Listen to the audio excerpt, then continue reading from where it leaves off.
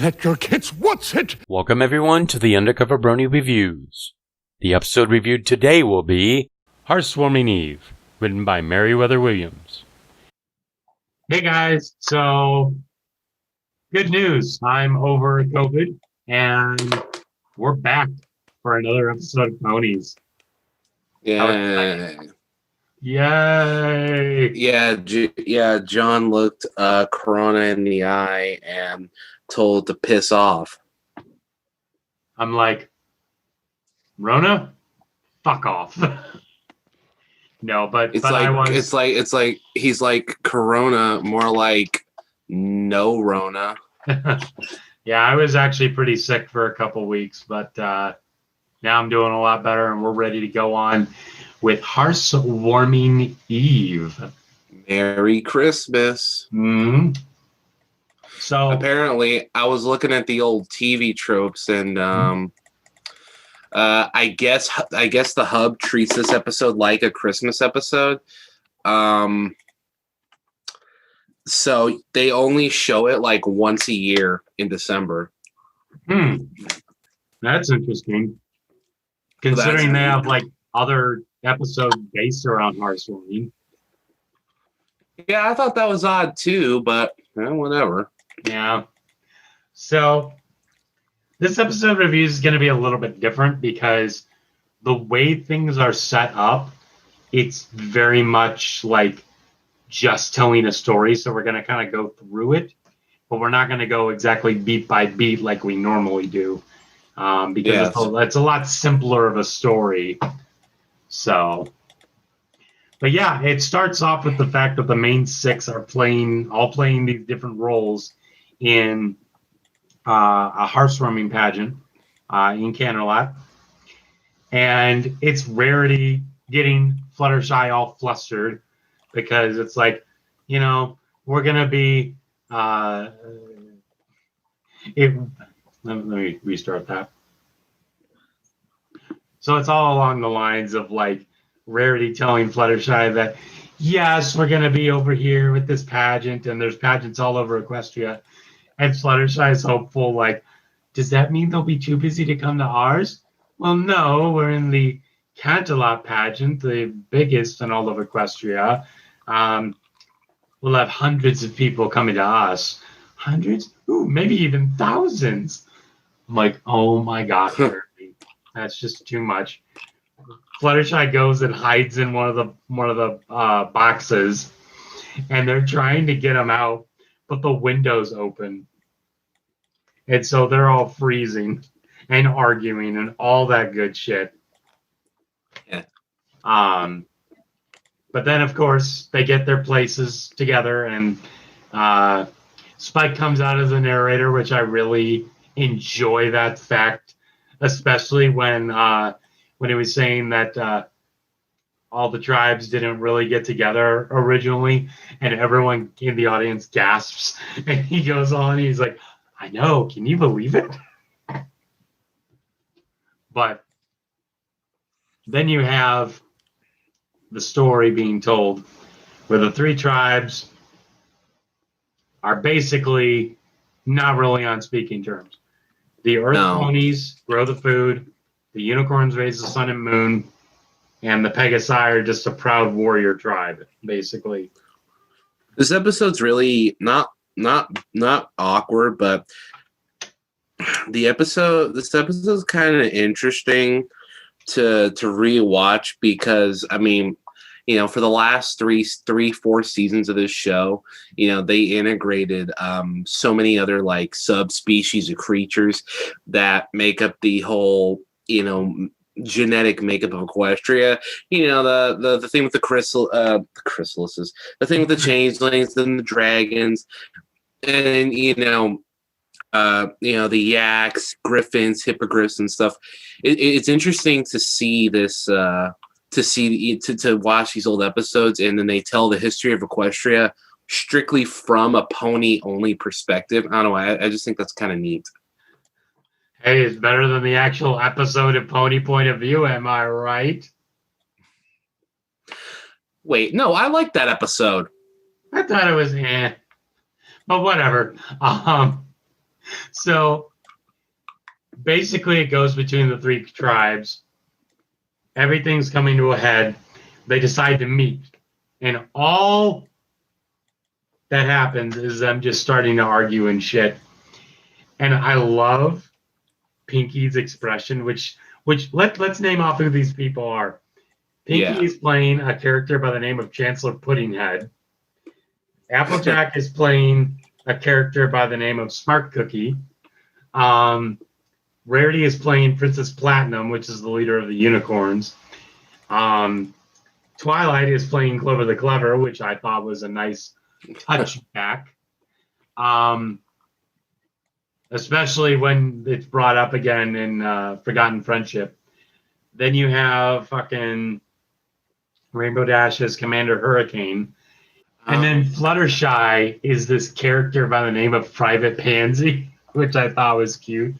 So what I love is when Rainbow Dash is telling Pinkie Pie, like, well, all the Earth ponies are hogging all the food. And Pinkie Pie's just like, it is not. We're not hogging all the food.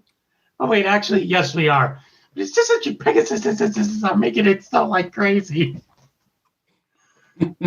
I love that line. That's one of my favorite lines from this episode. Why don't you take the reins for a while? Yeah, sure. Okay, so sorry, it's hot as balls in California today, and Really? In October? Yeah, our ecosystem's all shot. Probably should have listened to Al Gore about those greenhouse gases. Anyway, probably also should have cleaned up the fucking shrubbery. But whatever. Yeah, because that's easy to do. I'm just saying. Whatever. So individually, right? So you got to the part where they were all yelling at each other about the food, right? Yes. Okay, so eventually at some point, all the leaders for each land, they go, instead of like sending a scouting party, which is what you would typically do, they go head first into the great wide open, that's a Tom Petty song, to find a new land to call their own. Well, a new realm, whatever. So they come across a spot. It's got like dope landscape. It's really pretty and beautifully thick clouds. Thanks, TV tropes. Unfortunately, all of them arrive there at the same time. Oopsie poopsie. And so they're all like, hey, get off my lawn. I found it first. And they're like, no, dude. So as they're arguing, right? This is meant to be a subtle metaphor. As they're arguing, the blizzard around them is getting worse. And it forces them all to take shelter in the nearby cave. Okay, so. Although I do have to say, I love that Pinkie Pie's looking around and she's just like, I'm going to name this Dirtville. Applejack's just like, well, wouldn't it be nicer to name it Earth? Earth. Although I also love the ponies, the anthology that talked about this, where it's like, we have found this land and we shall name it this land.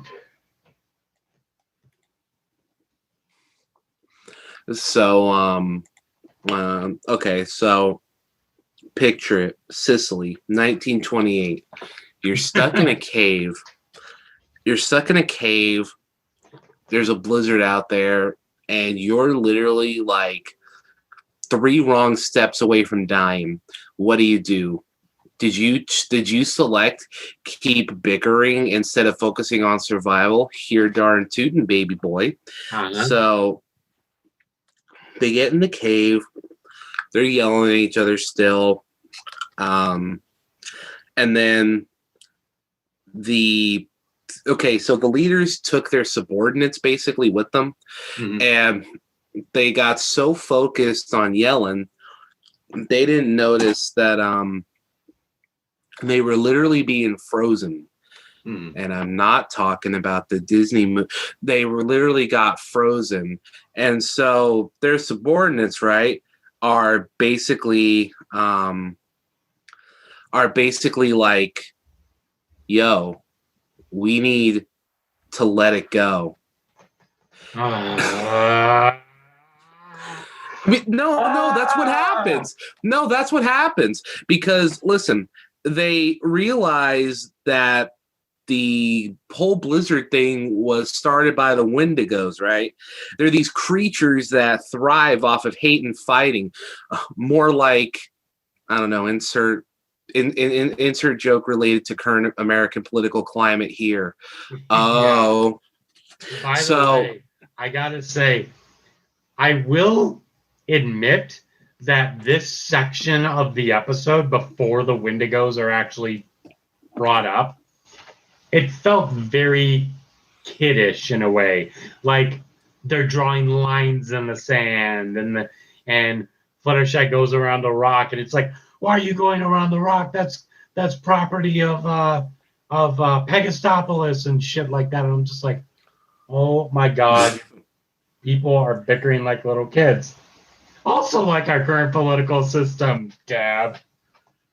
So the secondaries were just like, man, I really wanted my familiar to like try to broker peace and friendship. And then, like I said, they figure out that it's the Wendigos, thrive off hate and fighting, and that the coldness in the heart of their leaders is what led them to be frozen over.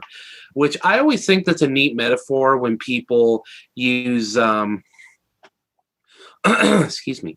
I always think it's neat when people use cold as a metaphor for like anger and hate. I mean, obviously fire and red goes hand in hand with it. But I always think the how do you say I always think that the symbolism, I guess you could call it, of cold with anger has always been an interesting parallel to me. So, and granted, I mean, it's skin deep. It's only just like, hey, your hearts are cold, so you freeze. There's no like, there's no Ayn Rand or Karl Marx level philosophy going on here. I'm just saying that it's an artistic thing that I like, and I think should be explored more. So basically, you're saying that it may not be very deep, but it's an concept. Because to be honest, I've always been of the opinion that things like anger and hatred come from a cold heart rather than from a hot-blooded person. I mean, yes, obviously that is a thing, but I mean, to me, it's just always gone hand in hand. Anger and cold and stuff. I don't know. Like I said, it's just a thing I always liked. Well, I'll tell you this. It reminded me of a joke that I saw that it was like, these two people are perfect for each other. And it was, she's cold-hearted and he has ice in his veins. But I really want to bring up a picture here because it's so edgy and cool. I know, right? What are they talking about? Mr. Freeze and Nora Freeze? No. You know what gives the dinosaurs? The Ice Age. So the subordinates. Okay. All right, here we go. So here's what I find interesting. This was a picture that I've had for quite a while now.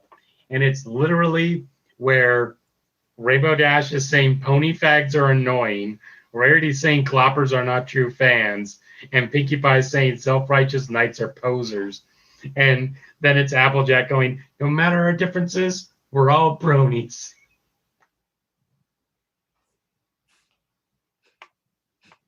I don't know how true that is, but mostly. So the subordinates are like, yo, our bosses suck. Let's try to figure this out. So basically they So basically, they become friends over this harrowing experience, right? Mhm. They, as TV Tropes puts it, they nurtured the warmth of their friendship with stories of laughter and singing, eventually thawing out their leaders.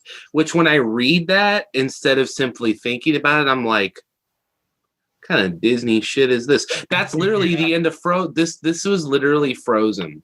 Except Listen, without any shitty there was songs Cold or Hearts. songs that are too overplayed. No, bro, trust me, it's Frozen.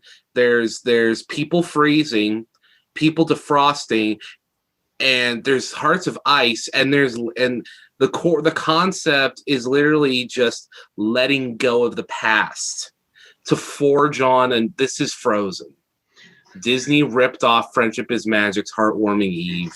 Does that mean that The Last Jedi is also Frozen because Kylo Ren's like, let the past die, kill it if you have to?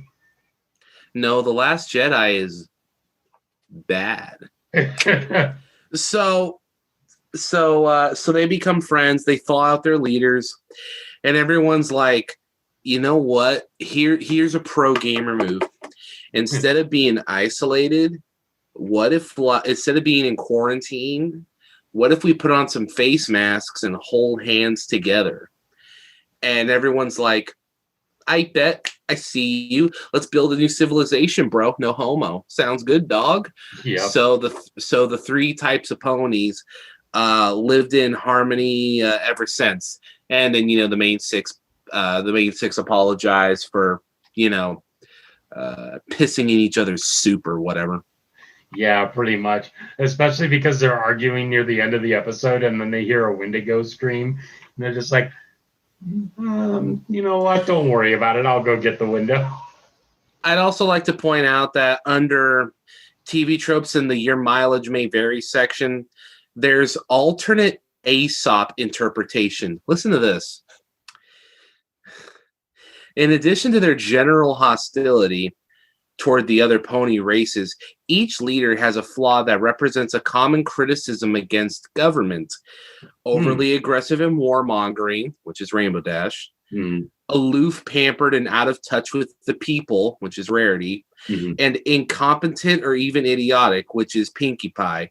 Is this a simple holiday myth about friendship, or a multifaceted fable about how to maintain harmony both among individuals and in a greater community? Damn. I never thought about I don't know who the hell wrote that, but you know what? I can't tell if that's really deep or really reaching, but I kind of dig it. Yeah, I dig it. Brother man. So yeah, that's Hearthswarming Eve. It's simple, but it's still a lot of fun. I mean, I like this episode. I like this episode mostly for the world building aspects because I mean, every time there's a myth or a fairy tale in this show, it ends up being canon anyway. So as far as I'm concerned, that's actually how Equestria was founded, which I'm to me makes sense. I wish we could have gotten Wendigos versus the Sirens, but whatever. Yeah, it happens. So, what would you rate this? I mean, it was solid. I'd probably give it an 8 because, the world building's cool, but to me, there was nothing exemplary about it. I know a lot of people love this episode. I don't know if it's anyone's favorite, but I know a lot of people like it. And I like it too, but I don't know if I like it more than just liking it. But it's better than average at the same time. Okay. I give this a 7.25. This had some good moments. But again, parts of it felt very little kiddish, if you could put it that way.